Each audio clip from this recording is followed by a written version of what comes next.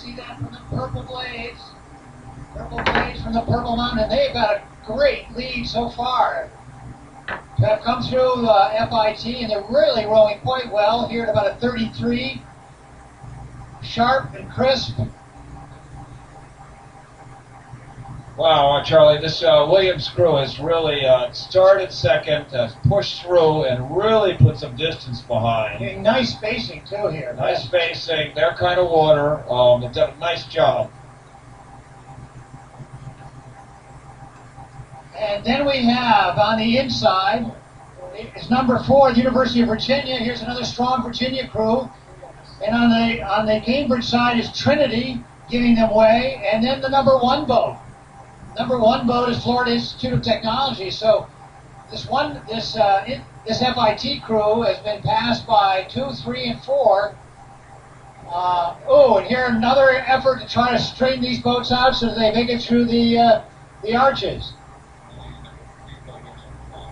And number 5 is the University of Notre Dame men's crew. Again, we talked a little earlier, this is a club crew rowing from Notre Dame. 6, and then 5 on the inside, 7. Okay. And leading this pack of 3 is the crew from HOCR College.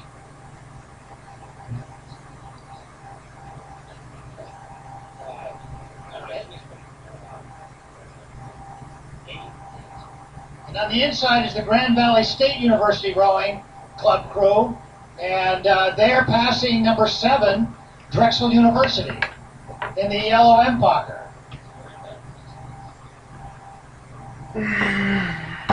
And these crews, these 7 crews, have really opened up a big lead on the rest of the field.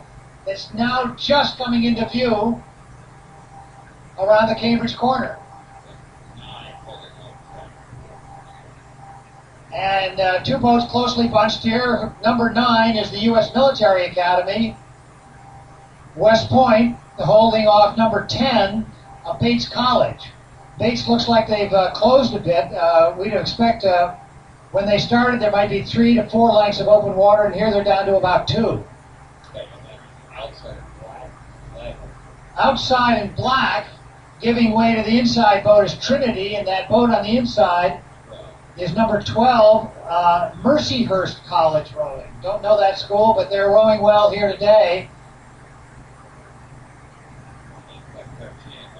And then right behind them, we'll watch here as the blades get close together, is number 13. Behind them is University of Minnesota men's crew.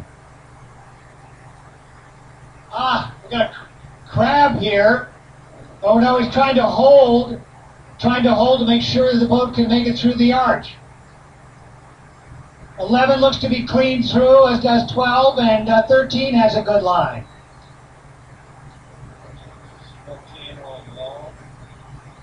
And here comes number 14, which is LaSalle University, in nice clear open water. These big 8s do leave a lot of wake, and rowing in that wake can be very upsetting to the boats that are close behind. And you can see LaSalle here really rowing in very smooth water, whereas the boats that just went through it were really rowing in each other's puddles. And here is 16, having moved through boat 15. 16 is Georgia Tech. The Rambling Wrecks from Georgia Tech have taken it to number 15, which is the Williams College second boat.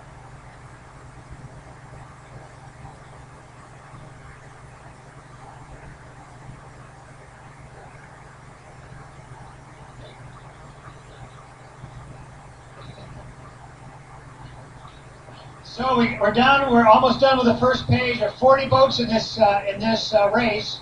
We've got a little spacing here, and that's sort of typical. When you get good racing, people will move up and put pressure, and they sort of pressure each other into accelerating, and you get some competition. It works better.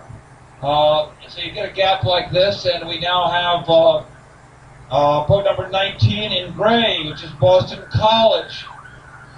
And they are followed by 17, which is the University of Texas crew, which is only returning 2 from last year's entry.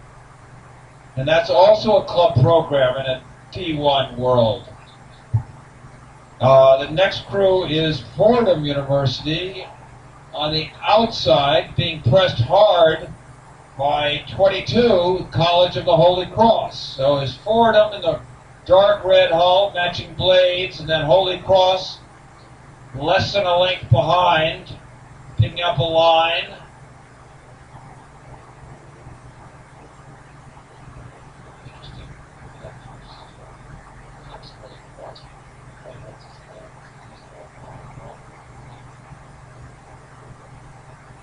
That's a pretty good rowing, pretty good racing there. Holy Cross is a little bit overlapped. They've got to make a decision as they get through that bridge, where they're going to slow down a little, cut across the stern. That'd be my option, or sit on the outside through the final turn. Rick, here comes the Washington University rowing out of St. Louis, having taken the inside position against crew number 20, which is Colgate. So here, Washington University in the very distinctive green and red shell, inside position on Colgate coming through, and then in the blue hull, number 24, that's the University of Delaware. The Fighting Blue Herons from Newark, Delaware. The university was founded in 1743. The men's crew is in its 20th season. And here comes the U.S. Coast Guard Academy, and number 23 in the white hull with the dark jerseys. And Charlie, they must not have painted their oars yet, because they used to put their distinctive orange and blue stripes on their oars. There is the Coast Guard, men who will be protecting our coasts and helping our maritime. And then there's crew number 25 in the dark-colored hull with the dark jerseys, and that is the Villanova Wildcat Rowing Association. Wow, for Villanova. Followed by WPI, Worcester Polytech Institute from Worcester. And they've made up a little ground, and they too, Charlie, have chosen to put their 2 and 3 man on the same side, which essentially gives the starboard side more strength to bring them around this big turn. Greg, you're absolutely right here. Most of these boats are conventionally rigged. Port, starboard, port, starboard, port, starboard, port, starboard. But every once in a while you'll see, as we saw on that boat, where they'll load up the starboard side up in the bow to be able to pull that boat around this sharp curve. So next up with these green and gold blades is number 27, Greg. Number 27 is William and Mary Rowing Club, William and Mary College. And their coxswain is putting her hand in the water to stir the boat around. And they're followed by 29, which is the Marist College crew. So 27, 29 clearly made up its time here, and now trying to get on the inside, if they could, for the next turn.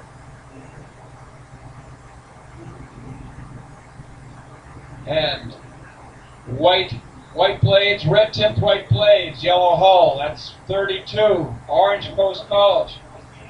Must be orange. That is an orange-tipped blade. I stand corrected, but Orange Coast is the only 2-year community college in the country with a crew. This boat's comprised of sophomores, and they regularly compete against the sophomores, juniors, and seniors from 4-year colleges. Coast crew alumni have transferred to many top rowing schools. And here's the St. Lawrence University crew, in boat number 28, the dark hull. I think they row up in Kent, New York. Do they row in the St. Lawrence? I have to assume they do. It's a big piece of water. Okay, and here are 2 crows, one quite wide. Number 30, the wide boat, is Tufts University. These boats are coming together here. This is number 33. I hope they get that turn in. 33 with the tech boat and oars is Massachusetts Institute of Technology, who we typically consider in Division I of rowing, but this is going to be a little bit close on 30. And on 30, with the Tufts blades, is Tufts, and they're making it by with a lot of body English from the cox, and now they don't make it. You know, if that coxswain straightened himself out, he wouldn't have pushed his stern into that here's bridge. 36, also taking a pretty wide line here. 36 going pretty wide. That is University of Rhode Island, followed by Washington College. Now, Washington boasts the only collegiate rowing program on Maryland's East Shore. The Shoremen are 2-time defending Mid-Atlantic Rowing Conference champions.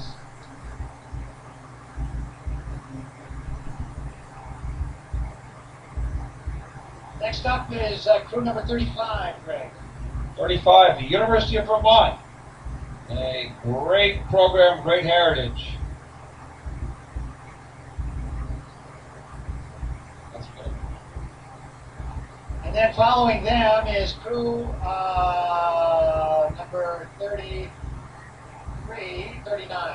39, started second to last, Wesleyan University. And they are followed by 38, the University of Massachusetts. And 31. And then here, coming out from the outside, boat number 31, which is University of, I screwed up, I'm sure, but that's the University of Maryland's men's crew. And this is a club crew, where the rowers drive the trailers, balance the budget, fix the boats, manage the team, and coach themselves. The school won't let them pay a coach, apparently. They have no boatman. And they write here, I'm just reading what I've written, the school hates the success of the program. And Liberty University is here in the dark hull with the white blades. Liberty University. And interesting here, Greg, we see just the opposite of what we saw before, where you have the bowman rowing on the starboard side, and then 2 oarsmen on the port side. To those who are watching his crew go under the bridge, you must understand that the toughest turn in the entire regatta is this turn, where you have to turn your boat to the port side. And that's why you prefer to have more strength and closer to the bow on the starboard side. Well, here's number 40. And number 40, which is the University of St. Thomas, which is in St. Paul, Minnesota. Out from St. Paul. It's probably just about icing over out there, and they're here to get some warm weather.